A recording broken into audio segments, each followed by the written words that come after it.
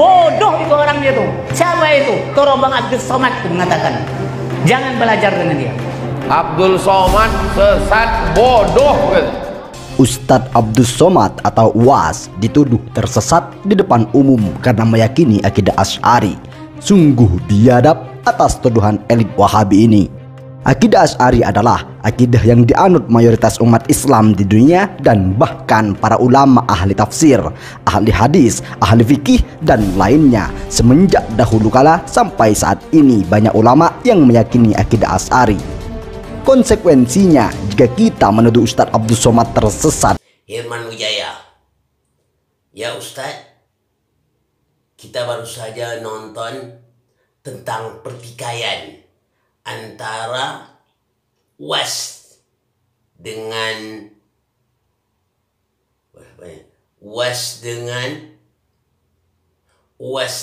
Wahabi. Di antara kedua ini siapa yang benar menurut pandangan Ustadz? Assalamualaikum warahmatullahi wabarakatuh. Maaf. Waalaikumsalam warahmatullahi wabarakatuh. Maaf Pak Hirman Wijaya, saya tidak dapat untuk memberi penjelasan menurut pendapat saya tentang siapa yang benar dan siapa yang salah. Karena ini adalah wewenang dari Allah Subhanahu wa taala. Sedangkan Nabi Muhammad SAW juga tidak pernah berpendapat masalah agama ini. Semuanya wahyu yang diwahyukan oleh Allah Subhanahu wa taala. Wa yantiqu anil hawa wa in wa ila wahyu yuha. Yang tidak bisa saya untuk menurut pendapat saya. Namun Pak Hirman, kalau menurut pandangan Allah, itu bisa saya untuk jawabnya. Bagaimana menurut pandangan Allah antara pertikaian antara UAS dengan pihak Wahabi? Baiklah, saya akan jawabkan menurut pandangan Allah. Siapakah yang benar? Apakah UAS yang benar atau pihak Wahabi yang benar? Baik, kita simak dalam ayat Quran surah Ali Imran ayat 105. Kita buka ya. A'udzubillahi minasyaitonirrajim.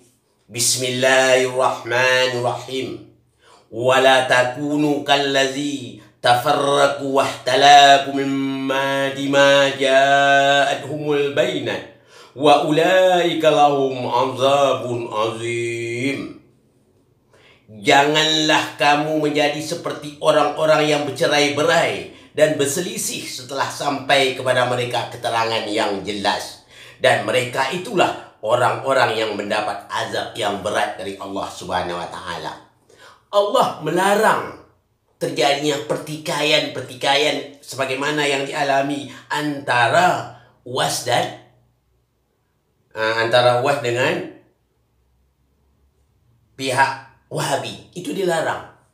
Tapi saya sarankan sini kepada UAS, Pak Abdul Somad, ya, saran saya, kalau pihak Wahabi kelihatannya mengatakan Bapak itu bodoh atau Wahabi mengatakan Bapak itu sesat, itu Bapak jangan bersedih hati.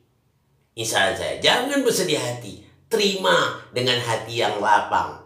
Bagaimana cara menerima hati yang lapang? Tolong Bapak mengatakan kepada pihak Wahabi, di mana letak bodohnya saya? Atau di mana letak sesatnya saya? Tolong saya diperbaiki supaya saya selamat. Merendah diri kita. Jangan merasa gengsi. Gitu saya saran saya pada Pak Abdul Somad. Begitu juga saya sarankan kepada pihak Wahabi. Kalau benar-benar menurut Anda Pak Abdul Somad itu sesat, bodoh menurut Anda, tolong dia diperbaiki. Di sini sangat saya tekankan di sini kepada kedua pihak ini.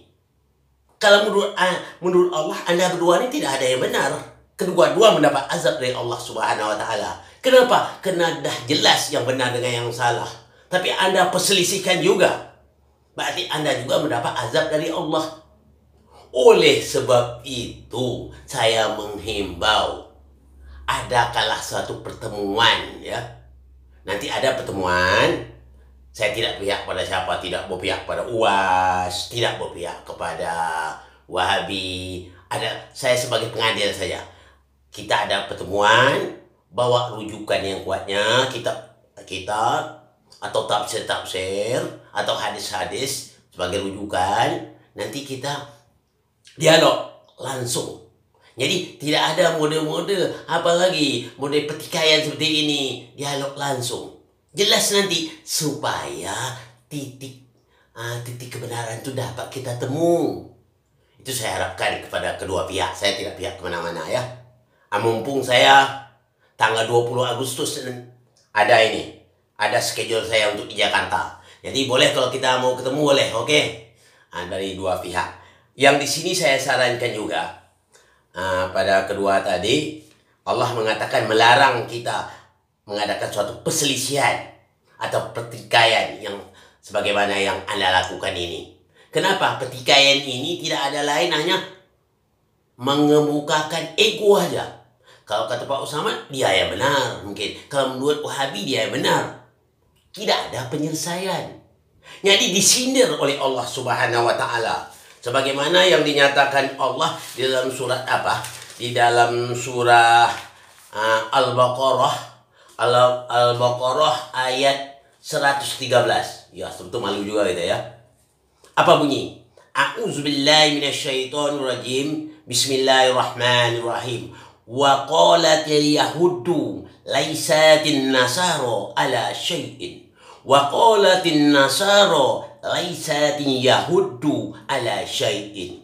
Wa hum yatluna al-kitaba kadzalika qala allazi la ya'lamuna misla qawlihim fallahu yahkumu bainakum yaumal qiyamah fima kanu fihi yakhtalifun. Allah katakan, dan orang-orang Yahudi berkata orang-orang Nasrani itu tidak memiliki sesuatu pegangan. Dan orang-orang Nasrani juga berkata orang Yahudi tidak memiliki suatu pegangan. Padahal mereka membaca kitab. Demikian pula orang-orang yang tidak berilmu berkata seperti ucapan mereka itu. Maka Allah akan mengadili mereka pada hari kiamat tentang apa yang mereka perselisihkan. Jadi kalau kita masih berkeras, saling tuding menuding, berselisih pendapat terus, nanti Allah saja akan mengadili kita. Janganlah kita hendaknya seperti mana dikatakan Allah seperti orang Yahudi dan Nasrani. Itu yang sangat berbahaya sekali. Jadi di sini saya mengimbau kepada kedua pihak, baik Pak Abdul Somad maupun pihak Wahabi, coba adakan pertemuan ya. Dialog kita supaya titik temu bisa kita peroleh. Jangan kita saling tuding menuding, yang satu ingin menang, yang ingin satu menang. Pak Abdul Somad mempertahankan ego pendapat. Setidak-tidak maklumlah punya pendapat yang kuat. Ahli hadis katakannya dia mengeluarkan pendapat. Begitu juga pihak Wahabi mengatakan dia ahli juga. Akhirnya tidak ada keputusan. Jadi saya himbau di sini, mari kita dialog, adakan pertemuan. Mudah-mudahan kita mendapat barakah. InsyaAllah ya. Saya himbaukan lagi, InsyaAllah tanggal 20 Agustus. Mumpung saya ada sana, ada schedule ya untuk ke sana. InsyaAllah kita ketemu ya. Nanti kita adili bersama ya. Saya hanya pihak yang ketiga, menengah saja, bukan ada pihak kepada siapa-siapa, netral sifatnya.